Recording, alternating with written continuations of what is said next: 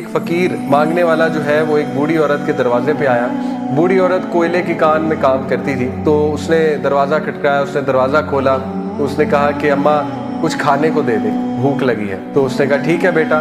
وہ ایک ٹوکری سے اس نے روٹی نکالی. اسی ٹوکری میں اس فقیر کی نظر پڑی کہ ایک بہت ہی چمکتا ہوا پتھر, ڈائمنڈ تھا ایکچولی, کوئلے کی کان سے جو اماں کو ملا تھا.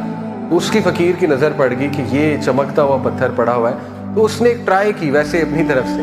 اس نے کہا کہ اماں تو مجھے وہ پتھر دے سکتی ہے؟ اماں نے کہا اچھا تجھے وہ پتھر چاہیے, ٹھیک ہے کوئی بات نہیں. اماں نے وہ پتھر اٹھایا, اسے دے دیا, یہ لے. وہ اس کا منہ دیکھتا رہا 5 منٹ کہ یہ اماں نے کیا کیا ہے. بہرحال اس نے کہا اس سے پہلے واپس مانگ لے, وہاں سے چلا گیا.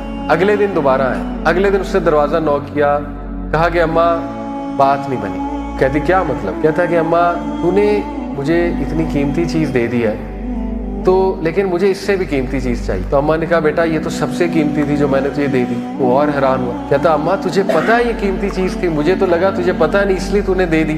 تجھے اس کی ویلیو پتا ہے یہ چیز ہے کیا؟ کہتی بالکل پتا ہے, لیکن بس تو نے مانگی تو بیٹا میں نے دے دی. وہ کہتا اب تو واقعی بات نہیں بنی اماں.